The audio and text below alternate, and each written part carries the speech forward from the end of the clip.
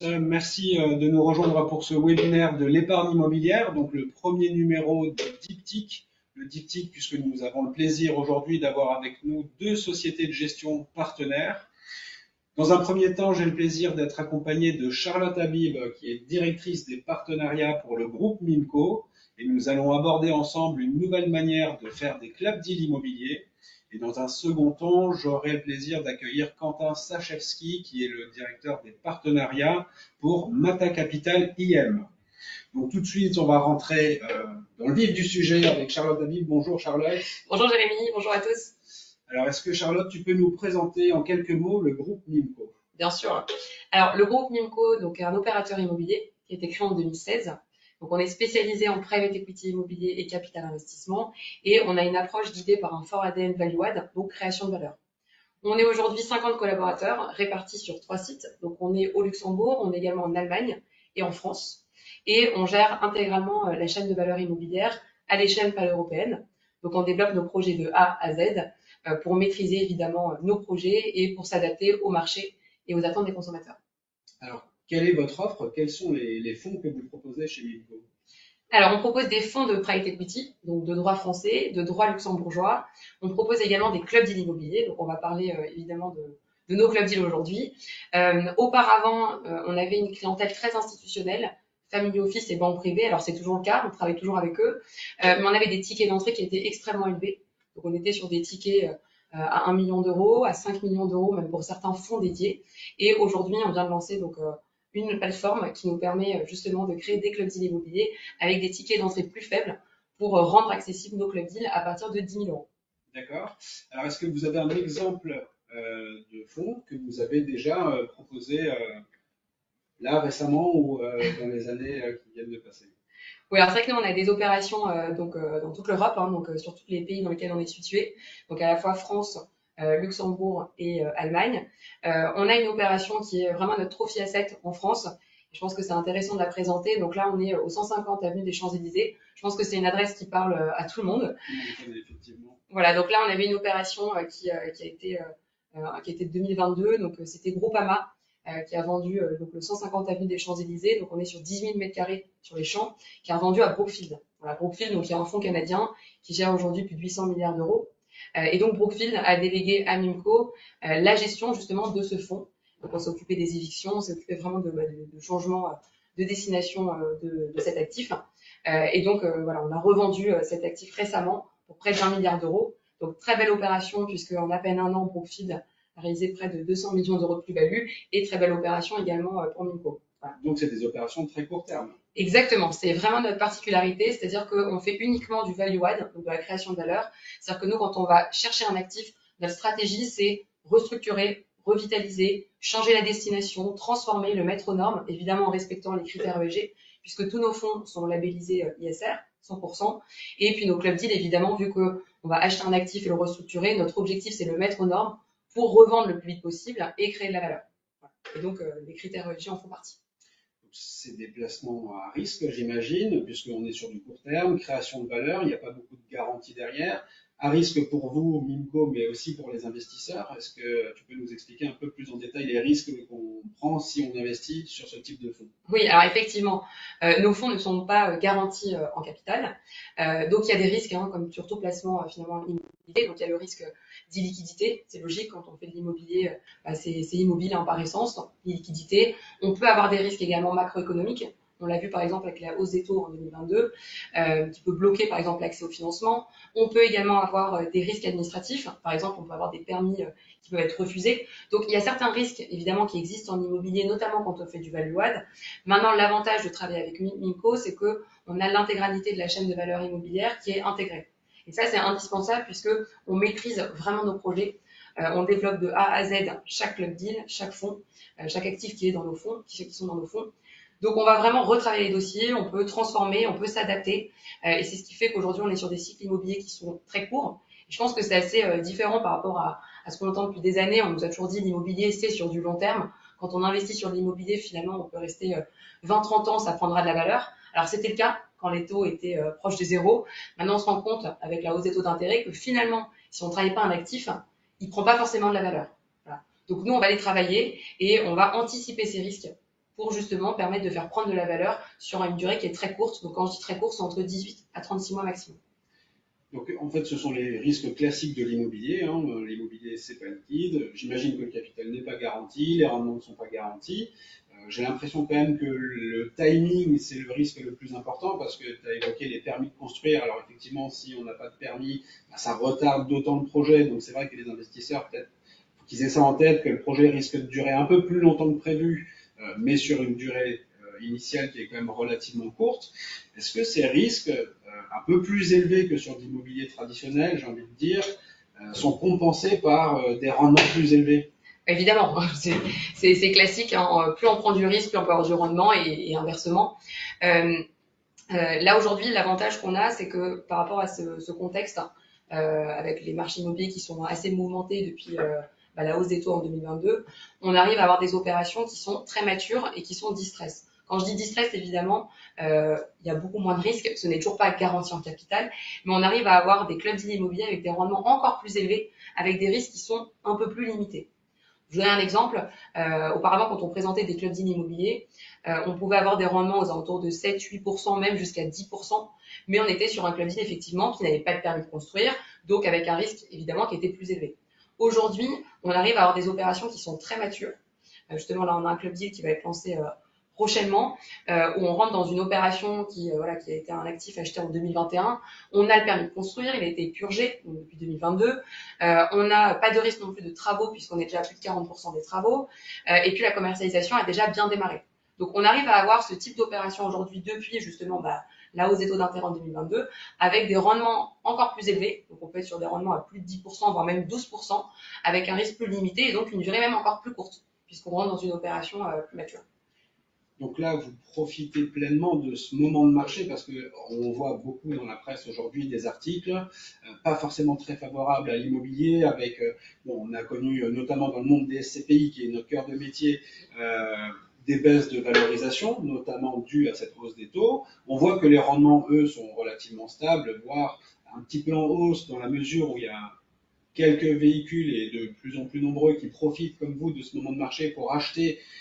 Donc c'est pas un mythe, on achète aujourd'hui dans des meilleures conditions avec des meilleurs taux de rendement parce que on a du cash à investir au bon moment, c'est ça? C'est exactement ça, c'est-à-dire qu'aujourd'hui on profite de ce contexte. On a des opportunités qui sont historiques, je pense qu'ils ne se représenteront pas avant quelques années. Quand je dis opportunités historiques, on est sur des décotes à 30-40%. Pour vous donner une idée, le dernier club deal qui est en train d'être finalisé, qui est un club deal boulevard Sébastopol, donc dans le 3e arrondissement à Paris, on a acheté à 9 000 € du mètre, pour vous donner une idée. Encore quelques années, on était plutôt à 14-15 000 € du mètre dans le 3e. Là, on a acheté à 9 000 € du mètre, donc on a une vraie décote. Donc on profite évidemment en achetant à des foncières, à des institutionnels, à des sociétés de gestion immobilière qui aujourd'hui se retrouvent en difficulté puisque les valorisations ont baissé. Il y a des retraits. Donc automatiquement, quand on a des retraits, pour assurer la liquidité, ils sont obligés de vendre des actifs. Donc aujourd'hui, c'est pas forcément le meilleur timing pour vendre. On est tous d'accord là-dessus. Par contre, quand on a du cash à investir, ce qui est notre cas chez Nimco, c'est le meilleur moment pour y aller, pour investir, pour profiter et baisser les prix. Donc c'est ce qu'on appelle les vendeurs contraints, c'est ça? C'est exactement ça. Okay. Voilà. Donc on a parlé des Champs-Élysées, on a parlé du boulevard Sébastopol. Est-ce que vous travaillez uniquement sur Paris? Alors non, effectivement, on travaille à la fois donc au Luxembourg, en Allemagne et en France, finalement où nos équipes sont situées. Et on peut, évidemment, en fonction des opportunités, et comme j'ai dit aujourd'hui, on en a beaucoup avec ce qui se passe sur le marché, on peut aller un petit peu hors de France et rester en Europe. Et donc on peut aller en Espagne et également au Portugal. Donc on a déjà fait une opération en Espagne à Marbella. Et là, on va avoir une opération qui sort au Portugal très prochainement. D'accord. On parle beaucoup du bureau et on dit que c'est le bureau qui souffre beaucoup. Est-ce que c'est sur cette classe d'actifs que vous travaillez ou vous travaillez sur d'autres classes d'actifs chez Nimco? Alors nous, on est très opportuniste, donc on n'a pas forcément une seule classe d'actifs en tête. Nous, on s'adapte encore une fois au marché, aux attentes des consommateurs, au monde qui change très rapidement. Donc effectivement, aujourd'hui, on peut acheter des bureaux. C'était le cas par exemple boulevard Sébastopol, mais on va le transformer. Voilà. Aujourd'hui, des bureaux, on les transforme en résidences hôtelières. Donc là, par exemple, ce club deal-là, on a transformé donc avec 35 appartements qui vont être en résidence hôtelière et qui vont être prêts justement pour les JO. Donc on profite. On peut également être sur d'autres classes d'actifs. On peut faire du bureau, mais ça va plutôt être par exemple en Allemagne. En France, on va plutôt être sur de la logistique.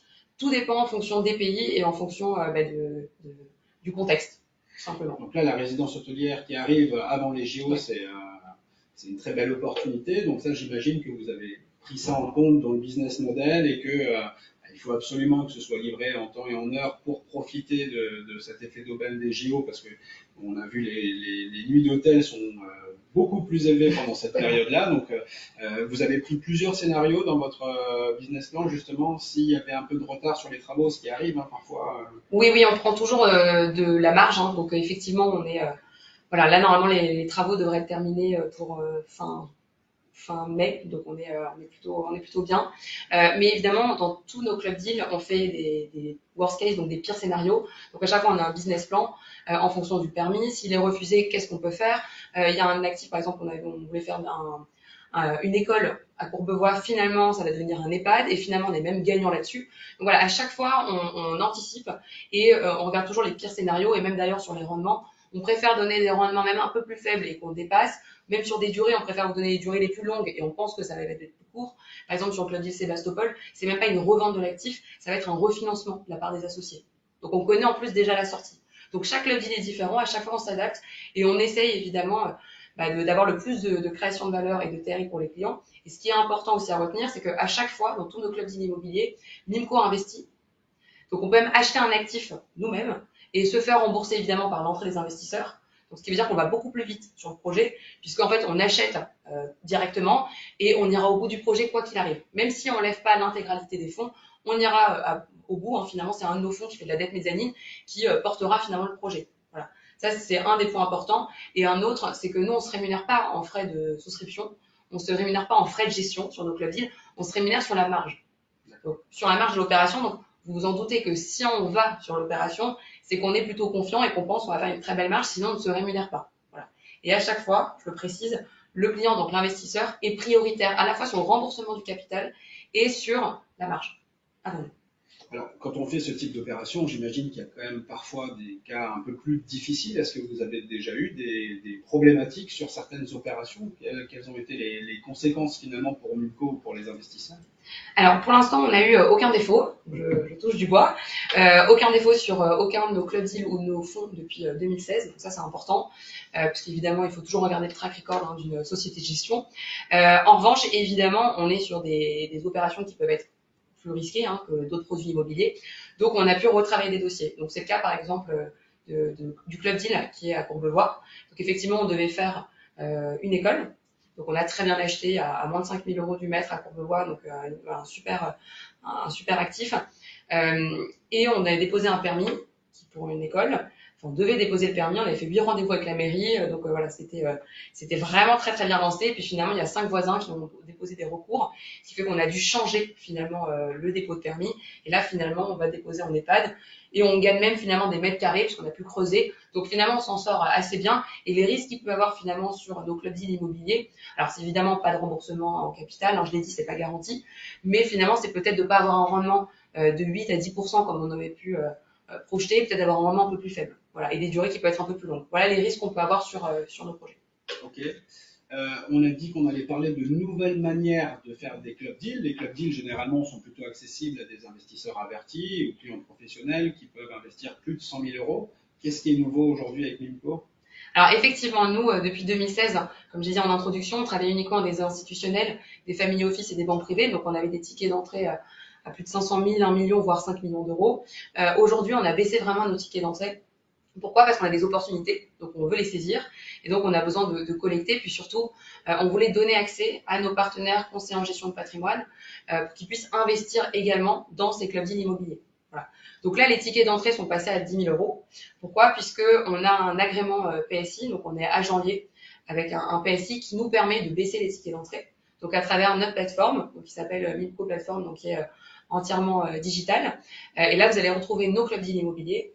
Où vous pouvez investir à partir de 10 000 €, et puis avec toujours des avantages fiscaux, et puis hors IFI, et puis sans frais d'entrée pour le client. Alors justement, on a parlé des frais, on a dit qu'il n'y avait pas de frais de souscription a priori, pas de frais de gestion. Quelle est la fiscalité qui s'applique sur ce type d'investissement? Alors la fiscalité, déjà vous pouvez investir en tant que personne physique, vous pouvez également investir en tant que personne morale. à travers des sociétés. Ils pouvaient également investir à travers des comptes titres et dans des contrats luxembourgeois. Donc, si on prend le cas classique, personne physique, donc en nominatif pur, là, la fiscalité sera la flat tax. Donc, la flat tax, je le rappelle, on est sur IR 12,8 et les prélèvements sociaux à 17,2. Donc, on est sur 30% au niveau de la fiscalité, ce qui est plutôt intéressant puisqu'en général, quand on investit dans un actif immobilier et qu'on a des revenus, c'est des revenus fonciers, en général, on est sur sa tranche marginale d'imposition plus les prélèvements sociaux. C'est ce qui est le plus fortement taxé, oui, généralement, les revenus fonciers. C'est ça. Donc, en général, on est même sur, en fonction de la tranche, évidemment, du client, on peut être sur des fiscalités qui peuvent être assez élevées, bien au-dessus de 30%. Donc là, voilà, on est sur un forfait, on est sur 30%. Et puis après, personne morale, compte titre et puis contrat luxembourgeois. Très bien. Alors, quelle est l'actualité aujourd'hui chez Mimco? Alors, l'actualité, donc le lancement de Mimco Plateforme. Donc, ça a été lancé il y a à peu près 3 semaines. Pour l'instant, nos club deals ne sont pas encore sur la plateforme. Pour autant, on a déjà 150 partenaires qui ont signé des conventions de partenariat avec Mimco et qui attendent avec impatience évidemment nos club deals immobiliers. Et on en a un justement qui va sortir très prochainement. Quand je dis très prochainement, c'est vraiment dans les quelques jours à venir, qui est donc au Portugal, à Lisbonne, où là on est sur une très belle opération. Donc j'en ai rapidement parlé puisqu'on est sur une opération qui est très mature. Finalement, on vient remplacer un investisseur qui pouvait se retrouver un petit peu en difficulté. Donc on sort un investisseur. Donc on a une levée de 10 600 000 euros. Et là, l'avantage en fait de cette opération, c'est que l'actif a été acheté en décembre 2021. Les travaux ont déjà bien démarré depuis 2023. La livraison de l'actif, c'est donc deuxième trimestre 2025. Et on va créer 35 appartements et 2 commerces.